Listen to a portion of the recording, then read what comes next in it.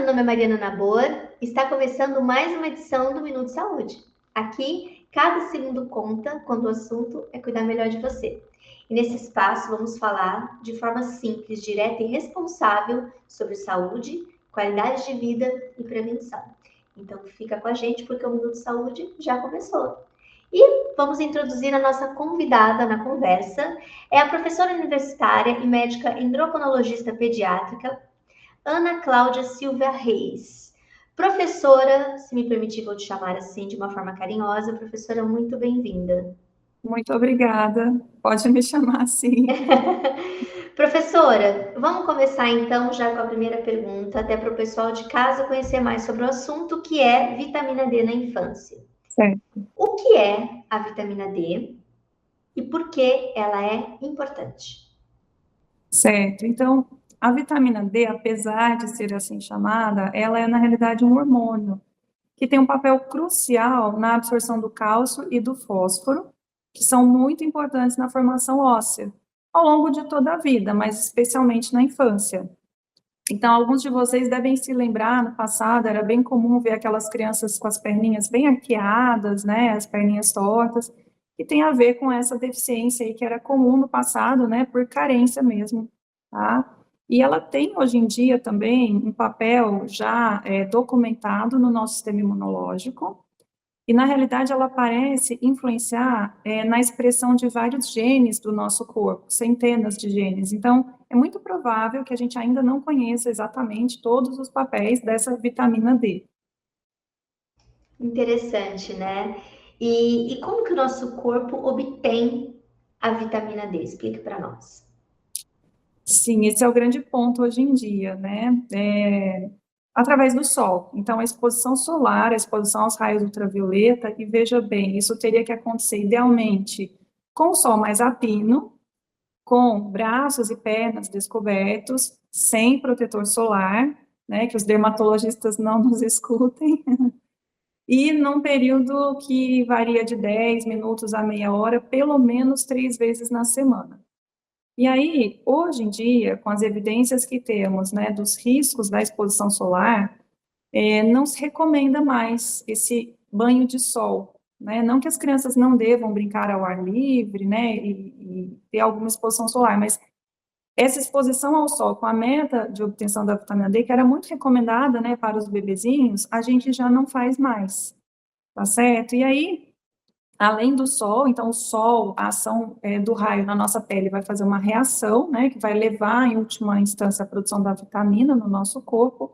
Ela também está presente em alguns alimentos, mas que não são muito do hábito, né, principalmente do brasileiro. Então, aqueles peixes mais oleosos, o salmão teria que ser o salmão criado livre, não poderia ser o salmão de cativeiro, o fígado, não são alimentos assim comumente consumidos, né? Então a gente vivencia hoje um impasse nesse como que o nosso corpo obtém a vitamina D. Que legal, professora. E quem tem mais risco de ter deficiência de vitamina D? Então, obviamente aquelas pessoas que ficam muito dentro de casa e muito fechadas, e isso hoje na pediatria é uma questão importante, né? Que impacta em outros aspectos também da saúde. Pessoas de pele escura têm mais risco. A própria obesidade gera risco porque a vitamina D, ela é uma vitamina que a gente chama de lipossolúvel e é como se o excesso do tecido adiposo sequestrasse essa vitamina e tirasse ela do sangue, né? Mães que estão gestantes, lactantes, as crianças em fases rápidas de crescimento, aí principalmente do nascimento até os 2 anos, mas também no estirão puberal, né, quando o crescimento ele acelera. Então, essas populações, elas acabam tendo até indicação de uma triagem ativa pelo médico, né, solicitando aí a dosagem no sangue da vitamina D.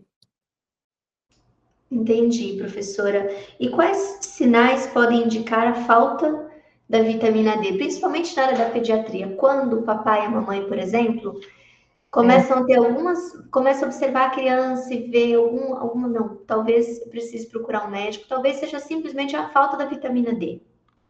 esse é um ponto que, assim, geralmente, esses níveis séricos baixos, eles não vão gerar nenhum sinal, nenhum sintoma tão específico.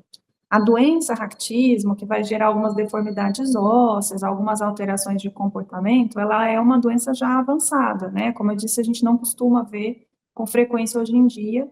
Então, o correto, o ideal, seria a importância daquele acompanhamento regular com o médico pediatra, né? A gente tem hoje uma indicação de reposição universal para os bebês, então o médico pediatra, ele vai saber indicar essa prescrição para as mães, tá certo? E fora dessa vida dos bebês, aquelas crianças que estão em risco, elas também deveriam continuar fazendo a reposição aí por via oral, por toda essa dificuldade que eu mencionei hoje, né, da exposição solar.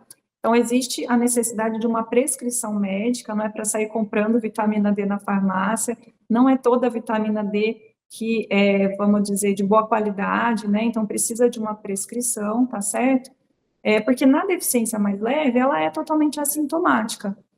Recentemente foi publicado um trabalho falando da associação dessa deficiência que não é grave, não gera deformidade óssea, né, mas com frequência de infecção respiratória. O nível dessa evidência ele não é tão forte, então a própria Sociedade Brasileira de Pediatria não está recomendando isso ainda no Brasil, mas em alguns países, por exemplo, nos Estados Unidos, eles estão recomendando uma reposição que seria do nascimento aos 18 anos, até sem necessidade de dosagem. Então, o médico ele prescreveria uma dose que não é uma dose alta, mas seria uma dose para atender à necessidade diária dessa vitamina, né?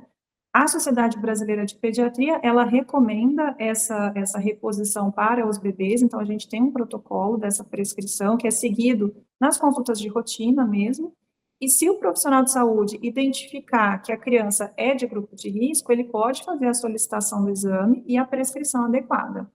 Aqui eu queria alertar, né, para algumas questões, então na hora de administrar a vitamina D, são gotinhas, às vezes são 2 gotinhas, 4 gotinhas, a gente sempre pede para as mães pingarem primeiro numa colher, para depois ofertar a criança por boca, porque pingando direto na boquinha pode dar errado e gotinha a mais, né? E aqui vem a importância dos pais entenderem que o excesso dessa vitamina é tão ou até mais maléfico, né? Porque eu posso, inclusive, causar, a gente tem visto relatos de casos entre colegas endocrinologistas, uma insuficiência renal aguda, por um acúmulo muito exagerado de cálcio. Tá? Então, já relatos de bebês e crianças também que vão parar em UTI por intoxicação pela vitamina D, ou porque foi administrado de maneira errada, ou porque, infelizmente, né, quando você pede para manipular a medicação, pode haver um erro na concentração final. Então, fica aqui o alerta: administrar com cuidado, com receita médica, e não fazer ela manipulada. O ideal é comprar, a gente tem várias formulações disponíveis, né, para eu ter certeza que o que eu estou dando para a criança é de fato o que está na prescrição médica. Eu ia até perguntar isso, professora. Você já até acabou respondendo que, então, a vitamina D, seja por falta ou por excesso, as duas extremidades causam problemas, né? E é Sem seríssimo dúvida isso. alguma, O sem excesso dúvida pode alguma. causar problema renal. Olha, eu não tinha ideia Sim. disso. Muito É muito interessante. grave, inclusive, né? É uma doença que ela é chamada de nefrocalcinose. E isso pode levar a uma descompensação aguda com necessidade de diálise, inclusive.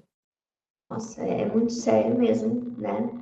Por isso que é importante não se medicar sem orientação médica, né? Com Isso é certeza. muito Parece que importante. é uma coisa à toa, né? É um suplemento. Esse é outro ponto, nas doses menores, você pega ali na farmácia, você nem precisa pegar no balcão. Então, qualquer um vai ali na prateleira e compra, né? Então, não é para sair dando assim à torta e à direito, não, é muito perigoso. Professora, como prevenir e tratar a hipovitaminose D? Você já deve ter comentado, mas eu gostaria de Sim. dar uma aprofundada um pouquinho mais nesse assunto. Uhum. Então, vamos lá. A prevenção, né? Ela é feita com a reposição, que ela é feita para todos os bebês, né? Através de uma prescrição médica nas consultas de rotina, e identificando aqueles grupos de risco para os quais eu também vou manter, né, essa prescrição ao longo da vida, pelo menos até o término aí do crescimento, tá certo? Então, é dessa maneira que a gente previne a deficiência. O tratamento é muito simples, né? Então, em geral, para as crianças, são medicações líquidas, e são gotas que a gente vai colocar na receita para a família administrar uma vez ao dia, tá? Idealmente junto com alguma refeição. Perfeito, professora. Eu acho que esse assunto é tão interessante, e é como você mesmo disse, né? É uma vitamina extremamente importante para o nosso corpo, né? Sim, E ainda mais quando a gente está falando dos nossos pequenos, né? Começam desde pequenininho esse cuidado. sem dúvida. Professora, eu queria muito agradecer a sua participação, muito mesmo. Obrigada por esse tempo, por falar de um assunto tão importante. E é isso, muito obrigada, viu? Eu que agradeço e estou à disposição. Muito obrigada. Um grande abraço para você e um grande abraço para você de casa também. E até a próxima edição.